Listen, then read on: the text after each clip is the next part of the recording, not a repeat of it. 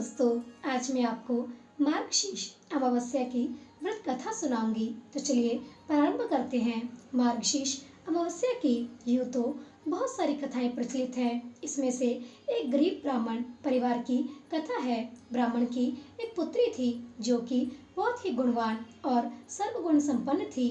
जब ब्राह्मण की पुत्री विवाह योग्य हो गई तो ब्राह्मण ने अपनी पुत्री के लिए वर खोजना शुरू कर दिया ताकि ब्राह्मण की पुत्री को योग्य वर मिले, परंतु गरीबी के कारण विवाह की बात नहीं बन पाती थी। एक दिन ब्राह्मण के घर साधु आए। वह ब्राह्मण की पुत्री का सेवा भाव देखकर बहुत प्रसन्न हुए। साधुओं ने ब्राह्मण की पुत्री को दीर्घायु होने का आशीर्वाद दिया। ब्राह्मण के पूछने पर साधु ने कन्या के हाथ में शादी की रेखा न होने की बात बताई। ब्राह्मण ने साधुओं से इसका उपाय पूछा। साधु ने बताया कि पड़ोस के गांव में सोना नामक धोबिन का परिवार रहता है।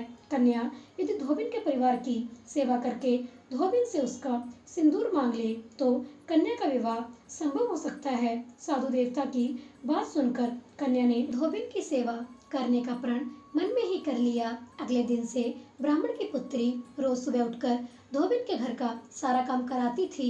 एक दिन धोबिन ने अपनी बहू से कहा कि तू कितनी अच्छी है कि घर का सारा काम कर लेती है। तब बहू ने धोबिन से कहा कि वह तो सोती रहती है। इस पर दोनों बहुत हैरान हुई कि घर का सारा काम कौन कर जाता है। अगले दिन सुबह दोनों प्रतीक्षा करने लगी। तभी दोनों ने देखा कि एक कन्या आती है और धोबिन के घर का सारा काम करने लग जाती है। तो धोबिन ने कन्या से इसका कारण पूछा तो कन्या सोना धोबिन के पैरों में गिर पड़ी।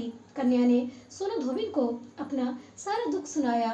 कन्या की बात सुनकर धोबिन उसको अपना सिंदूर देने के लिए तैयार हो गई। अगले दिन मार्गशीर्ष अमावस्या का दिन था। धोबिन को पता था कि सिंदूर देने से उसके पति की मृत्यु हो जाएगी, लेकिन सोना धोबिन ने इसकी परवाह नहीं की और व्रत करके कन्या के घर चली गई। सोना धोबिन ने अपना सिंदूर कन्या की मांग में लगा दिया। ऐसा करने से सोना धोबिन के पति का देहांत हो गया।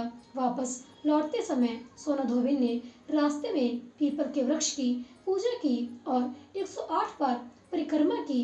जब सोना धोबिन घर पहुंची तो उसने देखा कि उसका पति जीवित है। सोना धोबिन ने भगवान का धन्यवाद किया। तब से यह मान्यता है कि मार्गशीर्ष अमावस्या को पीपल के पेड़ की पूजा करने से सुहाग की लंबी आयु होती है। तो दोस्तों, इस प्रकार हमारी मार्गशीर्ष अमावस्या की व्रत कथा यहीं पर संपन्न होती है।